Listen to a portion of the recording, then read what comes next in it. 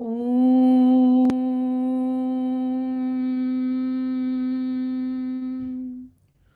ॐ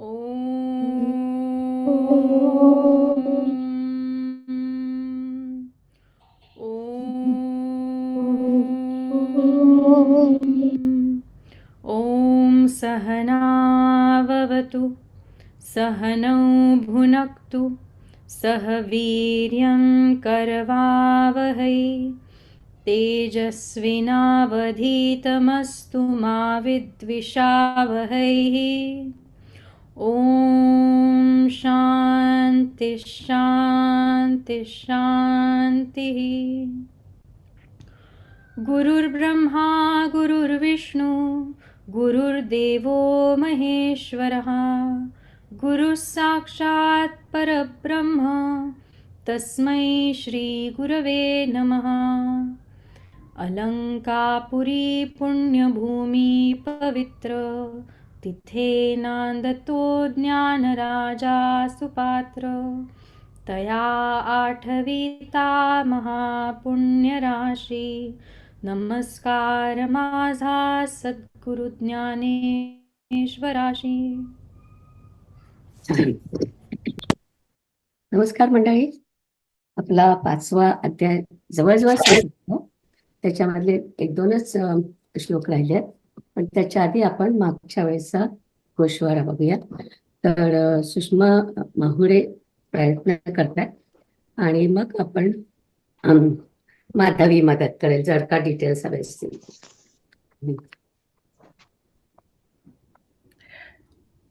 नमस्कार मंडळी, मी सुषमा माहुरे. मी पहिल्यांदा गोषवारा तयार केलेला आहे, तर काही चुका झाल्यास क्षमस्व.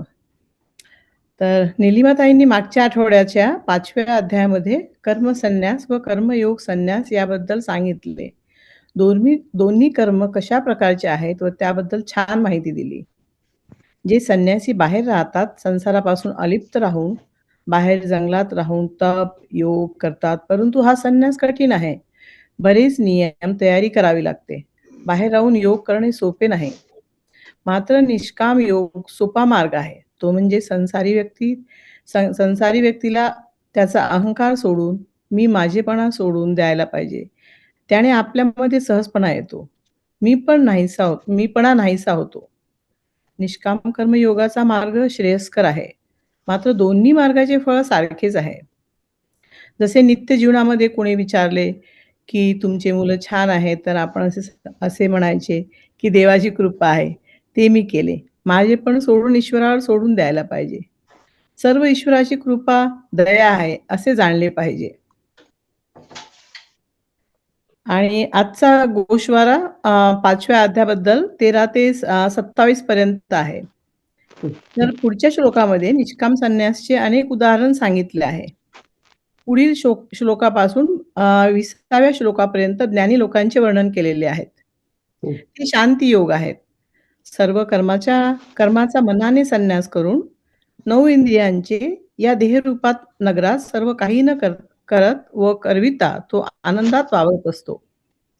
तो आत्मा आणि ब्रह्मा क्रियारहित आहे. तो परमात्मा सारखे देह क्रियाशील आहे. जगाचा कर्तेपणा कर्म या कर्माच्या फळाशी संयोग काही उत्पन्न होत नाही असे दिसते. कळलं नाही मला. काय वाक्य होतं शेवटचं? कुठल्या मंत्रावर आहे? तो आत्मा आणि ब्रह्मा क्रियारहित आहे. हा, बरोबर. तो परमात्मा सारखे देह व क्रियाशील आहे. जगाचा कर्तेपणा कर्म या कर्माच्या फळाशी संयोग काही उत्पन्न होत नाही असे दिसते. जाणवते की प्रकृती निसर्गाचं सर्व करते. ज्याप्रमाणे परमेश्वर पाहिला तर क्रियाशून्य नसतो, परंतु तोच तिन्ही लोकांचा विस्ताराचा सजीव निर्जीव याची रचना करतो. तो अकर्ता आहे.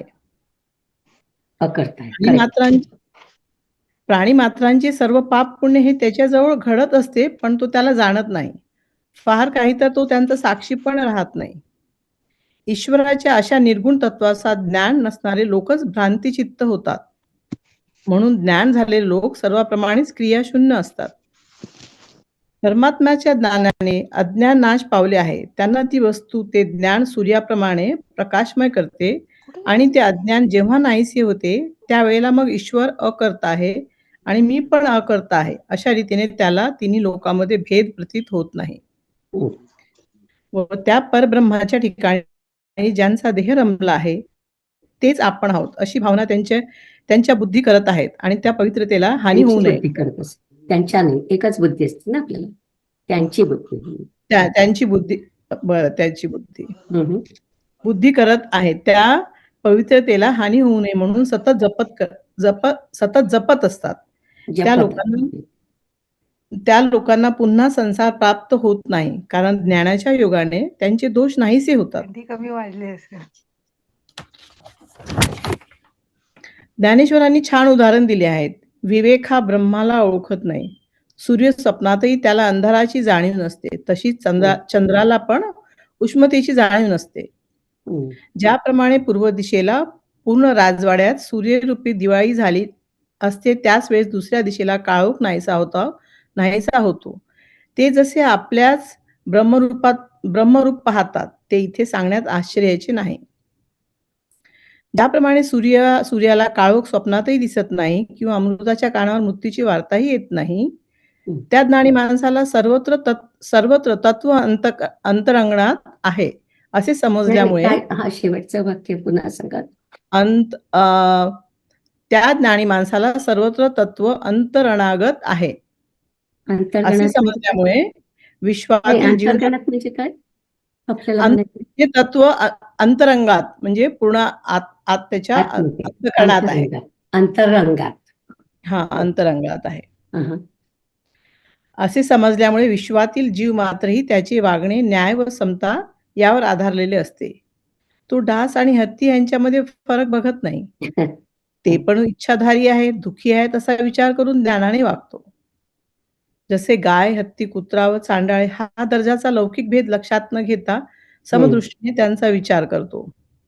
तो बाह्य विषयांचा संग म्हणजे भौतिक निकटता ठेवत नाही. विद्या व विनय ह्यांनी युक्त असा तो गायी किंवा हत्ती तसेच हा आपला व परका असा भेद कुठून उरणार? म्हणून समदृष्टीचे तो जाणतो. निष्काम मनोभूमिकेमुळे समदृष्टी म्हणजे त्याची समदृष्टी असते, असं म्हणायचं ना तुम्हाला? हं. हं. समदृष्टी. ओके. तो निष्काम मनोभूमिकेमुळे निसंगता त्यांनी अंगी आणलेली असते. प्राण्यामध्ये पण भेदभाव नाही करायचे असता असा तो विद्या नाही, नाही, विनययुक्त पुन्हा सांगा हे मनुष्य. वाक्य. बरोबर नव्हतं. हं? पाण्यामध्ये तो भेदभाव करत नाही, असं म्हणायचंय का? हां, प्राण्यामध्ये पण तो भेदभाव नाही करत नाही. कशामध्ये? प्राणी म्हणजे प्राणी म्हणजे ह्युमन. प्राण्यांमध्ये. हो, अच्छा. ओके, प्राण्यांमध्ये. प्राण्यांमध्ये हां, तो प्राण्यांमध्ये भेदभाव त्याला करत नाही. भेदभाव असा करत. तो विद्या विनययुक्त मनुष्य सारखी दृष्टीनेच बघतो तो सर्वांना. हां, बरोबर. म्हणायचं आहे. तो मनुष्य व्यवहारात लोकांच्या चालीरीती व शिष्टाचार यांचा मान ठेवतात, पण त्यांना लौकिक आसक्ती नसते.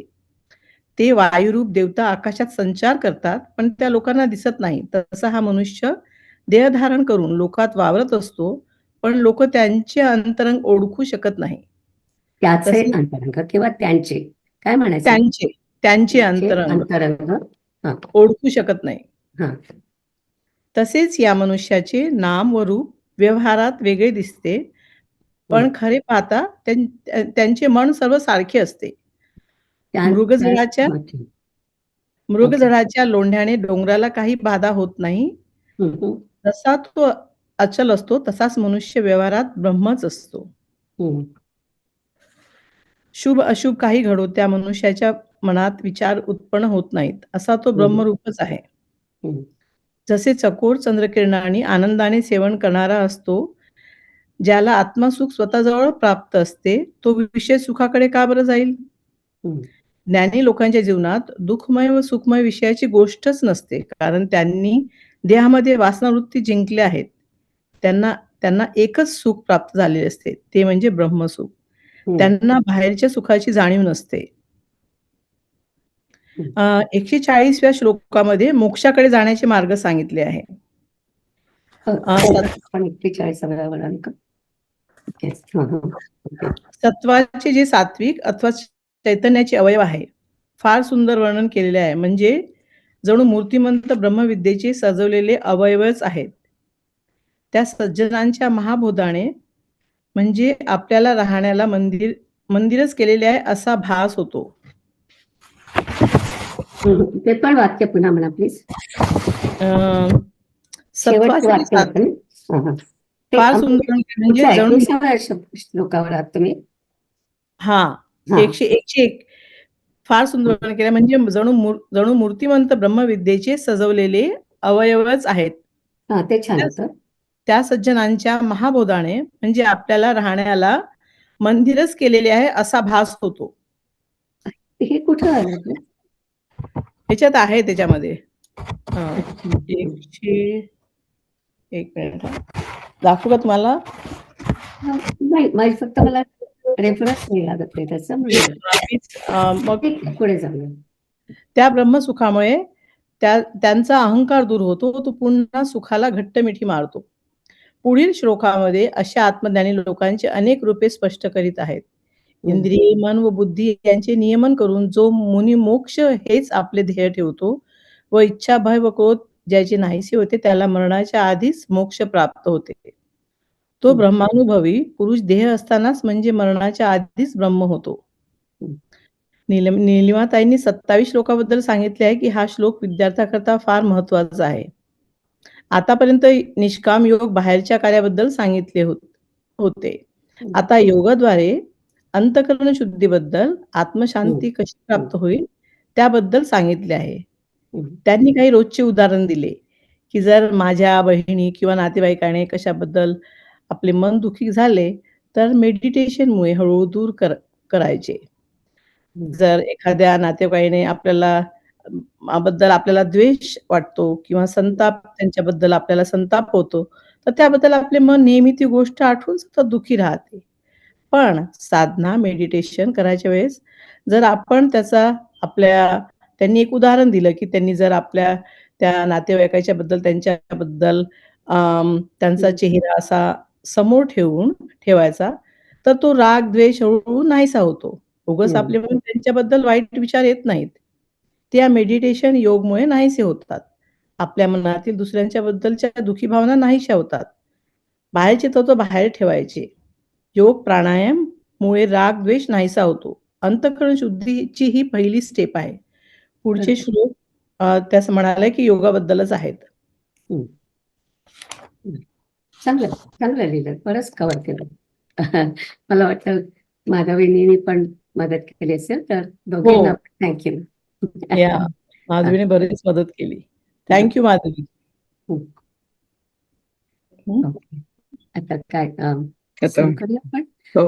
ते शेअर करेल ना कोणतरी. यतेंद्रिय मनोबुद्धी मुनिर्मोक्षपरायणः विगतेच्छा भयक्रोधः यत्सदा मुक्त एव सः. इंद्रिये, मन व बुद्धी यांचे नियमन करून जो मुनी मोक्ष हेच आपले अंतिम ध्येय ठेवतो व इच्छा, भय आणि क्रोध ही ज्याची नाश पावली आहेत, तो सर्वदा मुक्तच समजावा. तेथे ज्याप्रमाणे रस्त्यावरून वाहणारे पाणी आपल्या पोटात घेऊन गंगा समुद्राला मिळते, त्यावेळेला एक गटारातील पाणी व एक गंगेचे पाणी अशी वेगवेगळी निवड करता येत नाही. त्याप्रमाणे अर्जुना, ज्यावेळी प्राणापानांच्या निरोधाने मूर्धनी आकाशात मनाचा लय केला जातो, त्यावेळी नाना प्रकारच्या वासनांची निवड सहजच थांबते. त्यावेळी ज्या ठिकाणी हे संसाररूप चित्र उमटते, तो मनोरूपी पडदा फाटून जातो. ज्याप्रमाणे सरोवर आटले म्हणजे प्रतिबिंब नाहीसे होते, त्याप्रमाणे मनाचे मन पण मुळीच नाहीसे झाल्यावर मग मी देह वगैरे अहंकारादी विकार कुठे राहिले? देहाहंकारादी विकार नाहीसे झाले म्हणून तो ब्रह्मानुभवी पुरुष देहधारी असतानाच ब्रह्म बनतो. तेथ जैसी रथ्योदके सकळे घेऊनी गंगा समुद्री मिळे, मग एक एक वेगळे निवडू नये. तैसी वासनांतराची विवंचना, मग आपैसी पारुखे अर्जुना. जे वेळी गगनी लयो मना पवने कीजे. जेत हे संसार चित्र उमटे, तो मनोरूपू पटू फाटे. तैसे सरोवर आटे, मग प्रतिमा नाही. तैसे मनपण मुदल जाय, मग अहंभावादिक के आहे. म्हणून शरीरेची ब्रह्म होये अनुभवितो. भोक्तारं यज्ञतपसां सर्वलोकमहेश्वरं सुहृदं सर्वभूतानां ज्ञात्वा मां शांतिमृच्छति.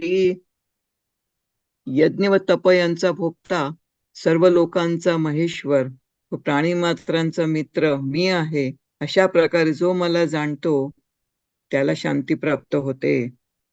देहधारी असतानाच ब्रह्मभावाला पावले असे जे आम्ही मागे सांगितले ते या मार्गाने आले म्हणून आम्ही यमनियमांचे डोंगर व अभ्यासाचे समुद्र ओलांडून ते या पलीकडच्या तीराला ब्रह्मत्वाला पोचले. त्यांनी आपणा स्वतःला शुद्ध करून प्रपंचाची योग्य किंमत केली. मग सत्य जे ब्रह्म तद्रूप ते होऊन राहिले. जेव्हा श्रीकृष्णांनी योगमार्गाचा अभिप्राय अशा रीतीने थोडक्यात सांगितला तेव्हा अर्जुन मर्मज्ञ असल्या कारणाने आश्चर्यचकित झाला. श्रीकृष्णांनी अर्जुनाच्या मनाची स्थिती जाणली. मग ते हसून अर्जुनाला म्हणाले, आमच्या बोलण्याने तुझे चित्त प्रसन्न झाले का? यावर अर्जुन म्हणाला, देवा, आपण मनकवड्यांचे राजे आहात. आपण माझ्या चित्तातला अभिप्राय चांगलाच ओळखलात. मी जे काही विचार करून तुम्हास विचारावे ते देवा आपण आधीच जाणलेत. तरी आपण जे बोललात ते स्पष्ट करून सांगा.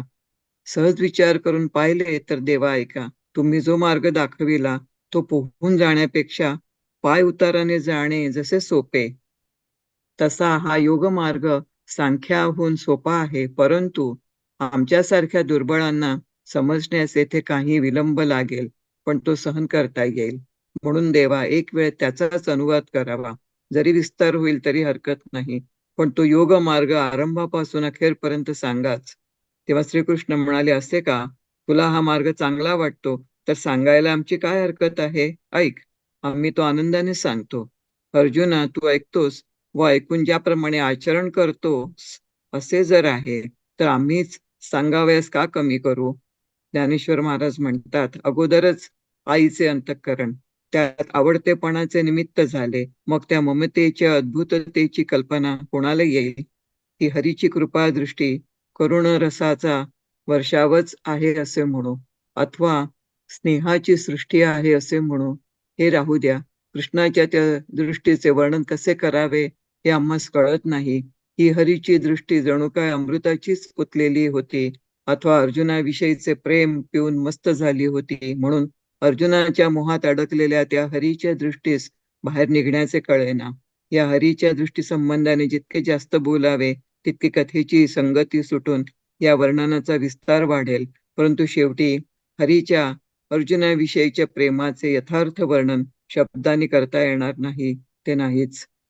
यात आश्चर्य ते काय? कारण जो आपले मोजमाप जाणतच ना आपणच जाणत नाही तो ईश्वर कोणी आकलन करावा? तर मागील बोलण्याच्या अभिप्रायावरून मला सहज असे वाटते की देव अर्जुनाच्या प्रेमरूपी मोहात गुंतले आहेत, कारण ते अर्जुनाला बलात्काराने अरे बाबा ऐक म्हणून म्हणत होते. अर्जुना, ज्या प्रकाराने तुझ्या चित्ताला पटेल त्या सोप्या रीतीने कौतुकाने सांगण्यात येईल. तो योग हे कशाला नाव आहे, त्याचा उपयोग काय, अथवा त्या योगाचा अधिकार कोणाला आहे? याप्रमाणे जे जे काही या बाबतीत शास्त्रात सांगितलेले असेल ते सर्वच मी तुला आता सांगेन. पहा, तू मन लावून ऐक. असे म्हणून श्रीहरी जे बोलले ती कथा पुढे आहे, ती सांगण्यात येईल. अर्जुनाशी असलेल्या सख्यात बिघाड येऊ न देता श्रीकृष्ण अर्जुनाला अष्टांग योग सांगतील. तो प्रसंग निवृत्तीनाथांचे शिष्य म्हणतात, मी स्पष्ट करून सांगेन. आम्ही मागा हन सांगितले, जे देहींची ब्रह्मत्व पावले, ते येणे मार्गे आले म्हणून या. आणि यमनियमांचे डोंगर अभ्यासाचे सागर क्रमोनी हे पार पातले ते. तीही आपण पे करून निर्लेप प्रपंचाचे घेतले माप. मग साचाचेची रूप होऊन ठेले. ऐसा योगयुक्तीचा उद्देश जेथ बोलिला ऋषिकेशो तेथ अर्जुनो सुदंशो म्हणून चमत्कारला. ते देखील या कृष्णे जाणीतले, मग हासोनी पार्था ते म्हणितले, ते काही पा चित्त उवाईले, ये बोली तुझे. तव अर्जुन म्हणे, देवो परचित्त लक्षणांचा रावो, मला जाणीतला जी भावो मानसो माझा. म्या जे काही विवरूनी पुसावे, ते आधीची कळिले देवे, तरी बोलिले तेची सांगावे विवळ करुनी. एरवी तरी अवधारा, जो दाविला तुम्ही अनुसारा, तो पवण्याहुनी पाय उतारा, सोहपा जैसा. तैसा सांख्याहुनी प्रांजळा, परी आम्हा सारिखिया भोळा. येत आहाती काही परिकाळा, तो साहो येवर. म्हणून एक वेळ देवा, तुची पडताळा घेयावा, विस्तरेल तरी सांगावा साध्यंतुची. तव कृष्ण म्हणती, हो का तुझ हा मार्गू गमला निका, तरी काय जाहले ऐकिजो का सुखे बोलो. अर्जुना तू परिससे, परिसोनी अनुष्ठीसे, तरी आम्हासीची वाणी कायसे सांगावयाची. आधीच चित्त मायेचे, वरी मिश जाहले पडियंत याचे. आता ते अद्भुतपणे स्नेहाचे कवण जाणे. ते म्हणो कारुण्य रसाची वृष्टी, ही नवया स्नेहाची सृष्टी. हे असो नेणीचे दृष्टी हरीची वानो. जे अमृताची बोतली, ही प्रेमची पिऊन मातली. म्हणून अर्जुन मोहे गुंतली निघो नेणे. हे बहु जे जे जल्पी जेल, तेथे कथेसी फाकू होईल. परी ते स्नेहरूपा नयेल बोलवरी. म्हणून विसरू काय येणे, तो ईश्वरू आकळावा कवणे. जो आपुले मान नेणे आपणचे. तरी मागिला ध्वनी आतू, मज गमला सावियाची मोहितू. जे बलात्कारे असे म्हणतू परिस बाप्पा. अर्जुना जेणे भेदे तुझे का चित्त बोधे, तैसे तैसे विनोदे निरूपिजेल. तो काईसया नाम योगू, तयाचा कवण उपेगू, अथवा अधिकार प्रसंगू कवणा येथ. ऐसे जे जे काही उक्त असे ये ठाई, ते आघवेची पायी सांगे ना आता. तू चित्त देऊनी अवधारी, ऐसे म्हणून श्रीहरी, बोली जेल ते पुढारी. कथा आहे. श्रीकृष्ण अर्जुनासी संगू, न सांडोनी सांगेल योगू. तो व्यक्त करू प्रसंगू, म्हणे निवृत्ती दासू. इति श्रीमद सगळ्यांनी म्हणूया आपण. भगवद्गीतासु. एक हा मिनिट. हा सॉरी. तेजस ना, हा शेवटचं आपण सगळेजण मिळून म्हणूया. हो, हा. सगळे म्हणायचे इति श्री- बरोबर. चला. हा, हा. येस. इति सगळ्यांनी म्हणा.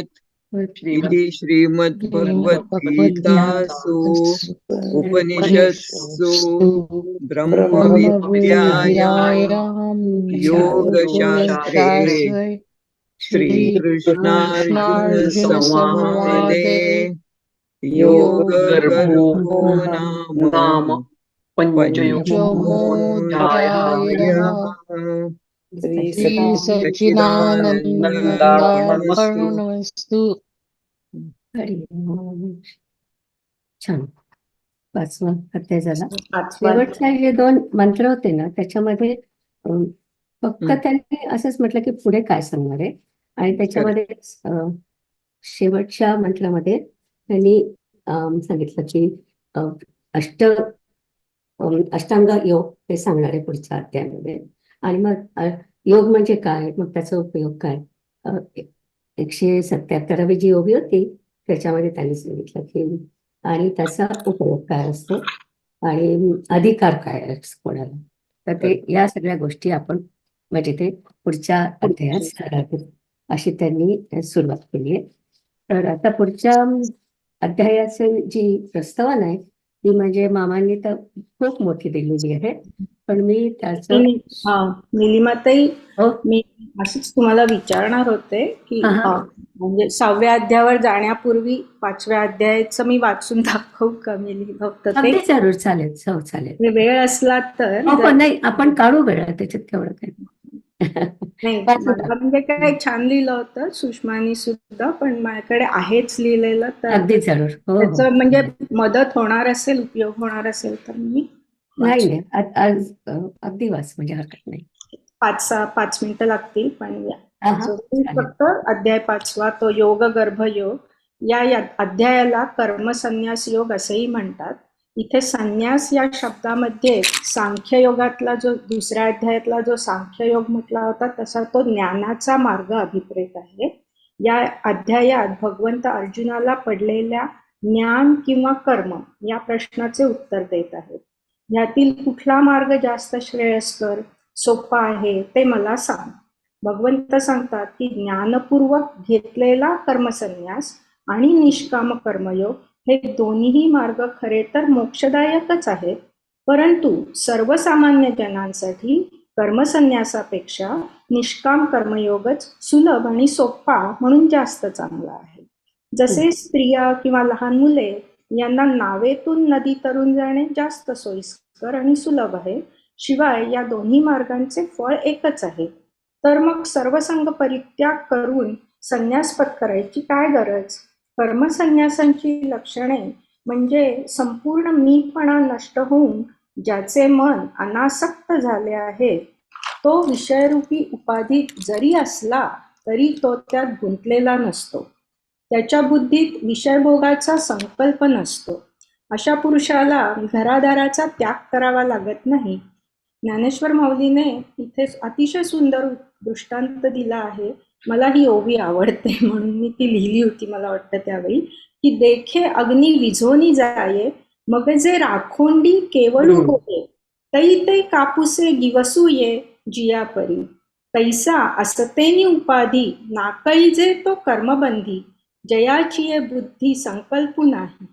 म्हणजे काय तर अग्नी पूर्ण विझल्यावर जी राख शिल्लक राहते ती तुम्ही कापसात सुद्धा गुंडाळून ठेवू शकता आणि मग त्याला आग नाही लागत. मग जेव्हा ते पूर्ण विझलेलं असतं तसं कर्मसन्यास आणि निष्काम कर्मयोग हे दोन्ही एकच आहेत, कारण त्यांची लक्षणे एकच आहेत हे जे जाणतो तो खरा ज्ञानी.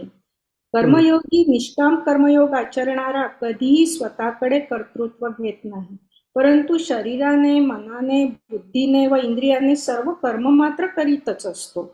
जसे लहान बाळाचे हातपाय सतत त्याच्या नकळत हालत असतात त्याप्रमाणे कर्तेपणाचा अभिमान टाकून तो ते सर्व कर्मे ते करीतच असतात. निष्काम बुद्धीने फळाची अपेक्षा न ठेवता स्वकर्म करतात. ते ज्ञानपूर्वक कर्मत्याग केलेल्या पुरुषांपेक्षाही मुक्त असतात. तो 9 छिद्रांच्या शरीरात असूनही त्याचे त्या देहाशी तादात्म्य नसल्यामुळे तो देहाची सर्व कर्मे करीत असूनही असून नसल्यासारखा असतो. ज्याच्या ठिकाणी आत्मज्ञानाचा उदय झाला आहे अशा पुरुषाला त्रैलोक्यात सर्व ठिकाणी ऐक्यच दिसते. ते स्वतःत आणि बाहेर सर्व जगात ब्रह्म पाहतात. जसे सूर्याला अंधकाराची कल्पना येणार नाही, अमृताच्या कानी मृत्यूची वार्ता नाही किंवा चंद्राला दाहकता माहिती नाही, तसे या ज्ञानी पुरुषाला कुठल्याही जीवामध्ये भेद दिसत नाही. गाय कुत्रे थोर नीच चिलट हत्ती असा भेद ते करीत नाही. सर्व ठिकाणी आपण स्वतः ब्रह्म आहोत हे रहस्य तो जाणतो. असा समदृष्टी असणारा ज्ञानी पुरुष सामान्य लोकांप्रमाणेच व्यवहार करतो, त्यामुळे सामान्य लोकांना तो चटकन ओळखता येत नाही. परंतु अशा समदृष्टी ब्रह्मज्ञानी पुरुषांची लक्षणे भगवंत अर्जुनास सांगतात. हा जो स्थिर बुद्धी पुरुष इष्ट किंवा अनिष्ट गोष्टी प्राप्त झाल्यास तो हर्ष किंवा खेद मानून विकारी होत नाही. तो आत्मसुखाला सोडून इंद्रियाधीन होऊन विषय सेवन करीत नाही. चंद्रकिरण सेवन करणारा चकोर पक्षी वाळूचे कण चाटायला कशाला जाईल? मात्र ज्यांनी हे आत्मसुख कधी अनुभवलेच नाही ते मात्र या विषयांमध्ये पूर्णपणे रंगून जातात. जसे भुकेला किंवा दरिद्री मनुष्य तूसही खातो, तहानेने व्याकुळलेली हरणे भ्रमाने खरे पाणी सोडून मृगजळाच्या पाठी धावतात, तसे त्यांना अज्ञानामुळे विषयच गोड वाटतात, परंतु या विषयांमध्ये सुख नाही हे मात्र नक्की. तसे असते तर वीज चमकण्याने जो उजेड पडतो त्याने उजाडले असे म्हणण्यासारखे आहे. जर ढगांच्या सावलीने वारा पाऊस ऊन यापासून संरक्षण होत असेल तर 3 मजली घर बांधून कशाला राहावे? त्यामुळे विषयात सुख आहे असे म्हणणे म्हणजे व्यर्थ बडबड आहे. सर्पाच्या फण्याच्या सावलीमध्ये उंदीर कसा काय शांत राहू शकेल? पांडुरोगात शरीरावर आलेली सूज म्हणजे गुटगुटीतपणा नसून ती घातकच असते. तसे विषय हे दुःखदायकच असतात. परंतु मूर्ख आणि अज्ञानी लोकांना मात्र त्याचे यथार्थ स्वरूप न कळल्यामुळे ते सतत विषय सेवनात रममाण झालेले दिसतात. जसे जखमेतील पुवामधील किड्यांना आपण घाणीत आहोत याची जाणीवही नसते, तसे यांचे असते. वैराग्य संपन्न आणि आत्मज्ञानी पुरुषांनी मात्र विषयांचे अनित्यत्व आणि त्यातून येणारे दुःख हे ओळखलेले असते. म्हणून ते विषयांचा त्याग करतात. त्यांनी देहात राहून कामक्रोधादी षड रिपूंना आपल्या अधीन करून घेतलेले असते. सामान्यपणे विषय सुख घेताना भोगता, भोग्य आणि भोग अशी त्रिपुटी कायम असते. एखादे दृश्य बघत असताना जो बघतो आहे तो भोगता, ज्या इंद्रियाच्या योगे म्हणजे चक्षुंद्रिय भोगत आहे ते भोग्य, आणि जे बघत आहे म्हणजे त्याचे दृश्य म्हणजे भोग, अशी ही त्रिपुटी असते. परंतु आत्मसुख हे त्रिपुटीच्या पलीकडे असते. ते वेगळेपण म्हणजे भोगता होऊन भोगता येत नाही, वेगळेपणाने म्हणजे भोगता होऊन भोगता येत नाही. तिथे अहंकाराचा पडदा दूर होऊन जीव आणि आत्मा यांचा समरस होतो. केवळ सुखमात्र वस्तू शिल्लक राहते. जसे पाण्यात पाणी वेगळे करता येत नाही किंवा आकाशात वायू विरून जातो, तसे इथे द्वैताची भाषा संपते. संपूर्ण ऐक्य होते, परंतु या अवस्थेला साक्षी मात्र कुणीही राहत नाही. हे लोक सतत ब्रह्मानंदात मग्न असतात. हे देहात असतानाच ब्रह्मपदाला पोचलेले असतात, कारण त्यांनी सर्व विषय वासना यांना शरीरातून बाहेर फेकलेले असते आणि मनावर पूर्ण ताबा मिळवलेला असतो. इथे निलिमाताईंनी श्लोक 27 वेळेला 27 आपण वाचला तेव्हा स्वामी दयानंद सरस्वतींबद्दल आणि त्यांनी सांगितलेल्या त्या बाह्यान स्पर्शान गृहीत बहिकृत्वा ह्या श्लोकाबद्दल निलिमाताईंनी सांगितलं. त्यात ते मला सुद्धा खूप आवडलं की आतापर्यंतची साधना होती ती निष्काम कर्माची म्हणजे बहिरंग साधना, where we interact with outside people.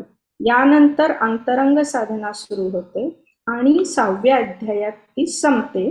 या श्लोकात बाह्यान स्पर्शान म्हणजे आपल्या इंद्रियांना जाणवते ते स्पर्श, रूप, रस, गंध वगैरे, आणि शिवाय आपल्या आयुष्याला किंवा मनाला स्पर्श करणारे, त्यांच्यापैकी जे तुमच्या मनात ठाण मांडून बसले आहे ते त्या सर्वांना बाजूला ठेवायचे. जेव्हा आपल्याला एखादं आपलंच प्रेमाचं माणूस काहीतरी बोलतं आणि ते आपल्याला लागतं आणि दुःख देतं, ते दुःख जर आपण उगाळत बसलो तर ते वाईट. इथे उगाळणे हा शब्द महत्वाचा आहे. चंदन जसे आपण सहाणीवर घासतो तसे ते दुःख तुम्ही तुमच्या मनात पुन्हा पुन्हा घासता, तेव्हा दरवेळी तुम्ही स्वतःलाच घायाळ करता. त्या दुसऱ्या माणसाला काही फरक पडत नाही. म्हणून ध्यान करताना तशी एक एक व्यक्ती, तो प्रसंग डोळ्यासमोर आणायचा आणि ती व्यक्ती तशी का वागली याचा तिच्या दृष्टीने विचार करायचा आणि त्या व्यक्तीच्या दोषांसकट तिचा स्वीकार करायचा. मग झालेला प्रसंग आठवून दुःख होत नाही आणि मनात ठाण मांडून बसलेली ती व्यक्ती, तो प्रसंग हळूहळू पुसट होत जातो. अशी अंतरंग शुद्धी फक्त स्वतःसाठी करायची, त्याला अंतरंग साधना म्हणतात. इंद्रियांच्या विकारांना बाहेर टाकायचे. त्याचबरोबर अशा अंतःकरणात ठाण मांडून बसलेल्या ज्या दुःखदायी गोष्टी आहेत त्या पण बाहेर टाकून अंतःकरणाची ही शुद्धी करायची. हे आचरणात आणणे खूप कठीण आहे, especially when the person is your own person. मी तेव्हा लिहून ठेवलेलं होतं, तुम्ही त्यावेळी पण सेम असं सांगितलं होतं गेल्या वेळी सांगितलं तसं, आणि really like stuck in my head. या खूप छान लिहिलंस, थँक्यू. तू सगळं कव्हर केलंस, म्हणजे मी त्यावेळेस जे काय बोलले ते सगळं कव्हर केलंस. Very nice. तर हा आपला अध्याय आता संपलाय. पुढचा अध्याय खूपच सुंदर आहे. आत्मसंयमाचा जो आहे ना त्याच्यामध्ये म्हणजे गीतेमध्ये आहे त्याच्यापेक्षा खूप जास्त आपल्याला ज्ञानेश्वरांनी सांगितलेलं आहे. कारण तो त्यांचा अनुभव होता. अनुभव अशासाठी म्हणते की माझ्या त्या विठ्ठलाच्या भाषणात मी सांगितलं होतं की ज्ञानेश्वरांचे गुरु म्हणजे काय, त्यांचे भाव. निवृत्तीनाथ यांना जी अनुग्रह मिळाला तो त्यांना नाथपंथाकडून मिळाला. तर नाथपंथातले जे काही त्यांच्या ते जे संस्कार आहेत ते आपल्याला या 6व्या अध्यायामध्ये दिसणार आहेत. तर मी त्याची समरी सांगते 6व्या अध्यायाची. तर खरं म्हणजे या अध्यायामध्ये खूप शिकण्यासारखं आहे. आणि जेव्हा मी आता हे पान उघडून बसले माझ्या पुस्तकाचं, तर त्याच्यामध्ये बरोबर प्रत्येक वाक्यावरती मला 3-4 शब्द आहेत की जे आपल्याला शिकण्यासारखे आहेत. आणि इथे अष्टांग योग डिटेल्स मध्ये सांगितलेलं आहे त्यांनी. आणि ज्ञानेश्वरांनी सांगितलंय ते त्यांच्या अनुभवाने सांगितलं आहे. आणि त्याच्यामुळेच हा जो विषय आहे तो एकतर त्यांचा आवडता विषय आणि त्यांची प्रतिभा आणि योगाचं त्यांचं ज्ञान आणि शिवाय गीतेचा संदर्भ, अशामुळे हा अध्याय जो आहे तो खरोखरच वाचनीय आहे. म्हणजे आपण आता मध्ये ब्रेक घेणार आहोत, पण त्याच्यामध्ये तुम्ही हा ऍटलिस्ट वाचून ठेवलात तर तुम्हाला पुढच्या वेळी जास्त चांगलं कळेल. आता ह्या अध्यायात सुरुवातीलाच जवळजवळ 38 मला वाटतं 38 ओव्या आहेत. तर त्या सगळ्या ओव्या ज्ञानेश्वरांनी लिहिल्या आहेत. तो त्यांचा प्रतिभेचाच विलास आहे असं म्हणायला हरकत नाही. तो भाग गीतेत नाही, पण खूप सुंदर काव्य आहे ते. तर याच्या म्हणजे जेव्हा तुम्ही हे वाचाल, म्हणजे आजच आपण कदाचित वाचूया, तर त्याच्यामध्ये तुम्ही ते एन्जॉय करा की किती सुंदर त्यांनी लिहिलंय. आपण नेहमी ऐकतो की माझा मराठाची बोलू कौतुके परी अमृतातेही पैजा जिंके. हे जे आपण खूपदा ऐकलेलं आहे ते इथे आहे. 19व्या ओवीमध्ये ती ओवी आहे ती. तर ते सगळंच खूप म्हणजे रसपूर्ण आहे आणि वाचण्यासारखं आहे. आणि ज्ञानेश्वर महाराज म्हणतात की माझ्या ज्ञानेश्वरीमध्ये शांत रस आहे. तर शांत रस जो आहे त्याची त्याचा आपल्याला ह्या अध्यायामध्ये त्याचं रूप दिसत आहे. तर आपल्याला माहित आहे पहिल्यांदा सुरुवातीला त्यांनी निष्काम कर्मयोग सांगितला आणि त्याच्यानंतर ते आता आत्मसंयम सांगतायत या अध्यायामध्ये. या अध्यायाचं नाव आहे आत्मसंयम योग. योग म्हणजे विषय, याचा विषय आहे आत्मसंयम. तर आत्मसंयम नाव दिल्यानंतर आत्मसंयमाचे 2 भाग आहेत. एक म्हणजे ध्यान, मेडिटेशन आपण करतो ते, आणि दुसरा म्हणजे अष्टांग योग. तर अष्टांग योगाबद्दल त्यांनी डिटेल्स मध्ये इथे लिहिलेलं आहे. आणि त्याच्यात ते सांगतात की योग मार्ग हा त्यांना नाथपंथाकडून मिळालेला आहे. आणि म्हणून त्यांनी जास्तीचा जो भाग घातलेला आहे हठयोगाबद्दल, तो पण खूप वाचण्यासारखा आहे. म्हणजे हा अध्याय वाचेपर्यंत, म्हणजे तर समजून घेईपर्यंत, पहिल्यांदा मी ज्ञानेश्वरी वाचली ती नुसतं साहित्य म्हणून वाचली होती, त्याच्यात काय कळलेलं नव्हतं. पण जेव्हा मी अभ्यास केल्यानंतर हा अध्याय वाचला तेव्हा माझ्या लक्षात आलं की त्यांनी जे काही कुंडलिनी जागृत झाल्यानंतर होतं आपल्या देहाचं, त्याचं वर्णन केलेलं आहे. कोणीही ते असं वर्णन करू शकत नाही जोपर्यंत त्यांना स्वतःला अनुभव येत नाही. नंतर नाथपंथाचं एक रहस्य आहे असं म्हणतात ते की पिंडाने पिंडाचा ग्रास घ्यायचा. म्हणजे आपलं जे शरीर आहे त्याच्यापासूनच त्या शरीराचा कंट्रोल करायचा आहे.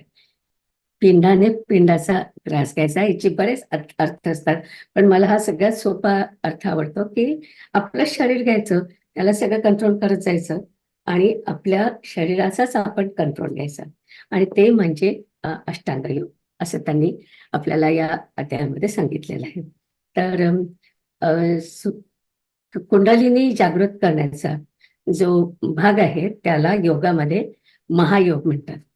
आणि नंतर मंत्रयोग, हठयोग, लय योग आणि राजयोग असे 4 मुख्य योग आहेत. तर त्या योगांबद्दल पण माऊलींनी आपल्याला इथे सांगितलेलं आहे. आणि इथे म्हणतात की हे सगळे जे मार्ग आहेत ते सगळे एका योग्यतेचे आहेत. म्हणजे तुम्ही कुठल्याही मार्गाने जा तरी तुम्हाला शेवटी तेच फळ मिळणार आहे. तर आता अष्टांग म्हणजे काय ते त्यांनी आधी सांगितलंय. अष्टांग म्हणजे यम, नियम, आसन, प्राणायाम हे बाहेरचे झाले. आणि नंतर अंतःकरणासाठी वगैरे काय असतं तर प्रत्याहार, धारणा, ध्यान ध्यान आणि समाधी. पुन्हा सांगते, प्रत्याहार, धारणा, ध्यान आणि समाधी. आणि त्याचं म्हणजे तो अंतरंग योग झाला. पहिले 4 त्यांनी सांगितले अष्टयोगातले, तो बहिरंग योग झाला. आणि पुढचे आता मी जे 4 सांगितले त्याचा अंतरंग योग असतो. तर हे सगळे आपल्याला या अध्यायामध्ये दिसणार आहे, शिकायचे आहेत. आणि आपण कदाचित हळूहळू शिकू, पण हे खरंच वाचण्यासारखं आहे. म्हणजे ज्यांना ज्यांना ज्ञानेश्वरीचा अभ्यास करायचा आहे त्यांना हा अध्याय खूप महत्वाचा आहे. हठयोगाच्या मार्गाने जाऊन इंद्रियांचा निग्रह होतो. म्हणजे सगळे इंद्रिय ते कंट्रोल करतात. आणि त्यानंतर लक्ष केंद्रित करतात. आणि ध्यानामध्ये बसले की त्यांचं मन ताब्यात येतं. आणि ध्यानाच्या अवस्थेमध्ये असताना ते म्हणतात की मनाचं मन पण नाहीसं होतं. मला हा शब्द खूप आवडतो. आणि त्याला आपल्या वेदामध्ये उन्मनी अवस्था असं म्हणतात. मी कदाचित हा शब्द खूपदा ऐकला असेल. उन्मनी अवस्था म्हणजे काय की तुमच्या मनाचं मनपणच जातं. म्हणजे मनामध्ये काय असतं की आपल्या वेगवेगळ्या भावना असतात किंवा वेगवेगळे विचार असतात. खूप इकडचं एकत्र होत असतं सगळं. ते सगळं जाऊन तुमचं मन शांत होतं, स्थिर होतं. त्याला उन्मनी अवस्था म्हणतात. त्याचं पण खूप सुंदर वर्णन इथे दिलेलं आहे. आणि ध्यान आणि निधिध्यास याच्यातला फरक त्यांनी सांगितलाय. आपण जेव्हा मनन करतो ना, मनन केल्यानंतर निधिध्यास करतो आपण. तर त्याच्यात काय फरक आहे तर ते म्हणतात तुम्ही जेव्हा ध्यान करता तेव्हा तुम्ही सगुण ब्रह्मावरती करता. म्हणजे तुमच्या मनात एखादा देव असतो किंवा ब्रह्मा म्हटलं तरी आपल्या ब्रह्माच्या कल्पना असतात, त्याच्यावरती आपण सगळं ध्यान करत असतो. पण जेव्हा तुम्ही निर्गुणावरती ध्यान करता ते निधिध्यास म्हणतात. निधिध्यासन असा शब्द आहे पूर्ण. तर निधिध्यासन म्हणजे निर्गुणावरती जे मेडिटेशन करतात त्याला निधिध्यासन म्हणतात. तो पण फरक त्यांनी या अध्यायामध्ये सांगितलेला आहे. नंतर ध्यानाचं काय रूप असतं ते पण आपल्याला सांगितलंय. आणि ध्यान करताना काय अडथळे येऊ शकतात.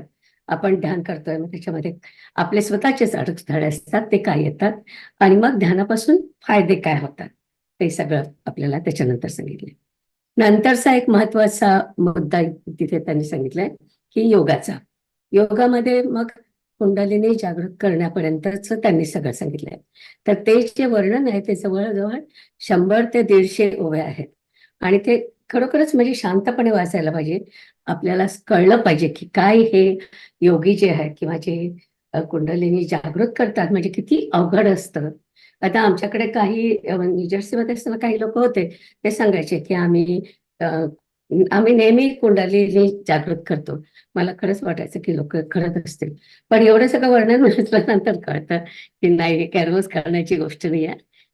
ज्ञानेश्वर महाराजांचा सारखाच व्यक्ती ते करू शकतो म्हणून. आणि मग त्याच्या शेवटी मग अर्जुन नेहमीप्रमाणे काय म्हणतो, हे सगळं अवघड आहे. भगवान तू हे सगळं सांगितलं योग वगैरे, पण मला मला काहीतरी सोपा मार्ग सांग. तर मग ईशावास्य उपनिषदातला जो महत्वाचा मंत्र आहे तो कृष्णाने तिथे सांगितलेला आहे. तर आणि शेवटचा महत्वाचा संदेश म्हणजे की माझ्या सारख्या उशिरा अभ्यास करणाऱ्या लोकांसाठी आहे. म्हणजे आता मी खूप उशिरा अभ्यास सुरू केला आणि मला वाटत नाही की मला खूपदा असं वाटतं की म्हणजे माझा काही सगळा अभ्यास किंवा मला मोक्ष वगैरे काही या जन्मात मिळणार नाही, फारच सगळं उशिरा सुरुवात केलं. मग आपल्याला असं वाटतं की समजा आपण सगळे साधक आहोत आणि समजा आपलं हे सगळं पूर्ण झालं नाही आणि त्याच्याच आधी काहीतरी गचकलं तर मग काय करायचं. तर त्याच्यासाठी हा एक मंत्र आहे शुचिनाम श्रीमतागे योगभ्रष्ट विजायते.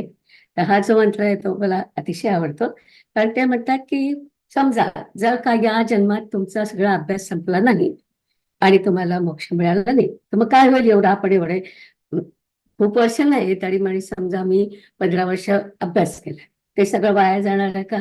तर त्याच्यावरती भगवत आशावादी एक उत्तर देतात. ते म्हणतात तुम्ही जर काय अभ्यास केला किंवा तुम्ही जर का योग केला तर योगी, तर ज्यांचं अर्ध राहिलंय त्यांना योगभ्रष्ट म्हटलंय त्यांनी. तर त्यांचं जे अर्ध राहिलंय की पूर्ण मोक्ष काही मिळालेला नाहीये, तर अशा लोकांना पुढच्या जन्मी तुम्हाला मनुष्य जन्म मिळणार. आणि कुठे मिळणार? तर शुद्धाचरण असणाऱ्या, म्हणजे ज्यांचं अंतःकरण शुद्ध आहे अशा लोकांच्याकडे योग साधनेला अनुरूप असं तुम्हाला त्या कुळामध्ये तुम्हाला जन्म मिळेल. शुचिनाम श्रीमतागे हे योगभ्रष्ट विजायते असा तो श्लोक आहे. तर तो आपल्यासाठी आहे, म्हणजे माझ्यासारख्या लोकांसाठी आहे ज्यांनी खूप उशिरा अभ्यास सुरू केलेला आहे.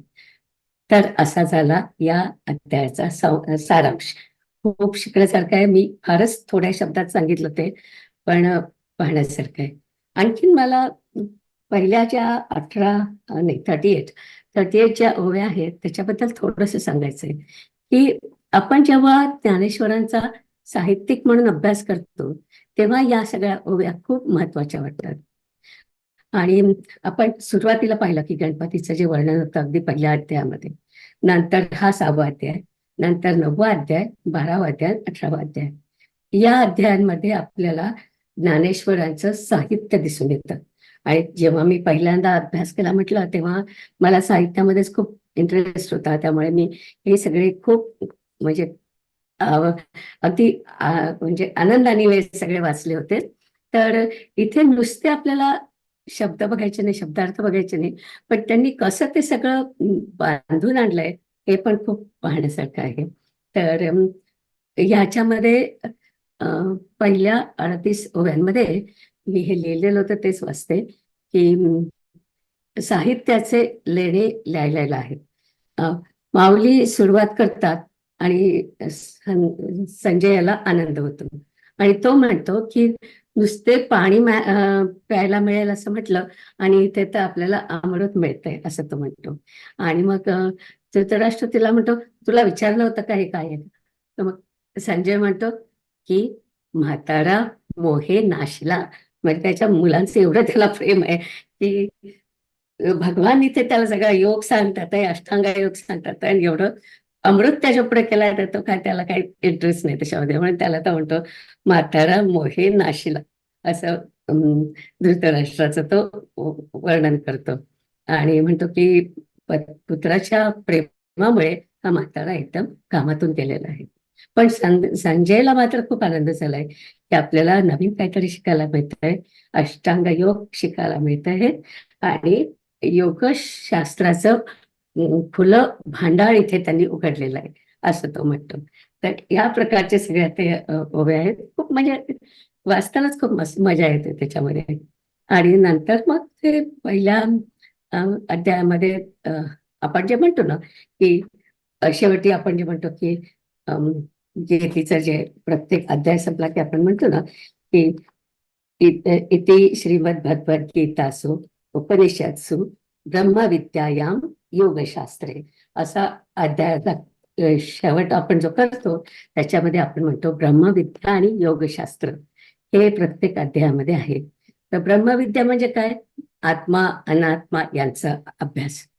आणि योगशास्त्र म्हणजे काय? अष्टांग योग. तर या अध्यायामध्ये आपल्याला अष्टांग योगाची ओळख होणार आहे. आणि आपण म्हणतो की ब्रह्म आणि माया ही मूळ आहेत. तर त्याच्यासाठी सुद्धा खूप एक छान ओवी आहे. ती ओवी आली की मी तुम्हाला सांगते. तर ज्ञानेश्वर महाराज म्हणतात की मूळ मायेला वरती ओवी आली की सांगते मी, पण मला ते सांगता येत नाही. तर ब्रह्म आणि माया याचा छान संयोग झाला आहे आणि म्हणून ज्ञानेश्वर महाराज म्हणतात की त्यांना पण हा अध्याय खूप आवडतो असं त्यांनी शेवटी सांगितलेलं आहे.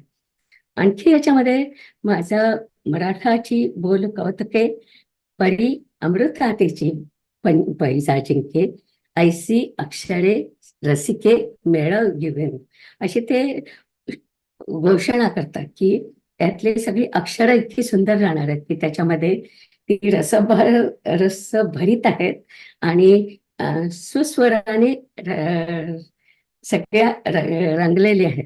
त्याच्यामध्ये रस खूप आहे आणि आकर्षक रूप पण आहे आणि इंद्रियांना भांडण लागेल की जीभ म्हणेल की मला रस आवडला, मी रस नाही म्हणून मला पुढे जायला पाहिजे. मग नाक म्हणेल की मला तर परतत्वाचा सुगंध येतोय, मी पुढे जाईन. मग कान म्हणेल की मला तर हे सगळं ऐकूनच सगळं अमृत मिळाल्यासारखं झालेलं आहे. मग डोळे म्हणतील की या अक्षरांच्या रेखीवतेने माझ्या मनाची तृप्ती झालेली आहे. असं आपल्या सगळ्या आपले जे सगळे इंद्रिय आहेत त्यांच्यामध्ये अशा प्रकारचं भांडण होईल इतकं हे सुंदर साहित्य आहे, असं ज्ञानेश्वर महाराज स्वतः सांगतात ते. आणि मग जेव्हा तुम्ही असे सगळे शब्दाचं सौंदर्य बघताय, अक्षराचं सौंदर्य बघताय, त्याच्यानंतर ते वाक्यांकडे जातात आणि वाक्यांच्या बाबतीत ते म्हणतात की ही जी वाक्य आहे त्याच्यातली ही ते वाक्यशुद्धी तर ती जी वाक्य आहेत ती म्हणजे शब्दरूप ताटे आहेत आणि त्या शब्दरूप ताटामध्ये मोक्षरूप पक्वान्न भरलेली आहेत आणि निष्काम पुरुषांसाठी हे वाढलेले आहेत. आणि ही मेजवानी कशासाठी आहे तर अंतर्मुख होऊन भोगाव्याची अशी ही मेजवानी आहे की आपल्याला हे सगळं आतमध्ये ठेवायचं आहे, सगळं अंतर्मुख आहे आणि त्याच्यामधून आपल्याला हे सगळ्याचा आनंद घ्यायचा आहे. आणि काय म्हणतात शब्दांची वालफी म्हणजे टरफल. आपण जर का शब्दांचं टरफल काढून टाकलं की मग आपल्याला काय दिसतं तर ब्रह्मरस दिसतो. अशा प्रकारचं त्यांचं एक वाक्य आहे. ते म्हणजे ते वाचल्यानंतर आपल्याला वाटतं अरे बापरे, आपण आतापर्यंत फक्त शब्दांकडेच बघत होतो आणि वाक्य म्हणजे शब्दरूप ताट आहे आणि त्या ताटांमध्ये ज्या काय लिहिलंय ते ब्रह्मरूस रस आहे. तर तो ब्रह्मरूस त्याचा पण आपल्याला हे घ्यायचा आहे, आनंद घ्यायचा आहे. आणि नंतर ते म्हणतात की ऐसे हळूवारपणे जरी येईल तरीच हे उपयोगा जाईल. या श्लोकात नाही, आपण सुरुवातीला त्यांनी म्हटलं होतं की तुम्हाला हे सगळं अनुभव घ्यायचा आहे सुखाने आणि सुखातल्या सुखाने तुम्हाला आनंद घ्यायचा आहे. सुखाने आणि सुखाने तुम्हाला आनंद घ्यायचा आहे. तर तेव्हा तुम्ही मूकपणे याचा आनंद घ्या आणि मनाचं तुमचं हळुवारपण असू द्या. आणि जेव्हा तुमचं हे हळुवारपण असेल तेव्हा तुम्हाला याचा खूप आनंद मिळेल. आणि अशा प्रकारच्या या पहिल्या 38 ओव्या आहेत, फारच सुंदर आहेत म्हणून मला त्याच्याबद्दल पण बोलायचं होतं.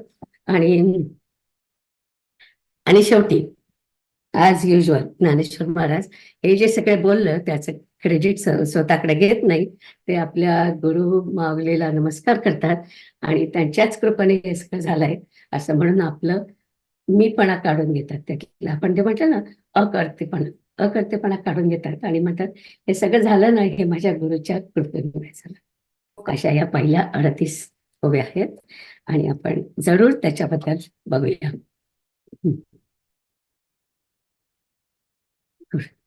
कोण वाचते आता? मीच वाचणार आहे निलिमा काकू. आपण 3 मिनिटं उरली आहेत तर आपण हे म्हणजे वाचूया का, सुरुवात करूया का? हा, मग थांबूया नाही तर पुढच्या वेळी वाचूया, कारण त्याच्यातली लिंक जाईल मला वाटतं थोडंसंच वाचलं तर. असं द्या आपण श्लोक म्हणून. मी फार वेळ घातला का ग? नाही, खूप छान दोघींनी खूप छान.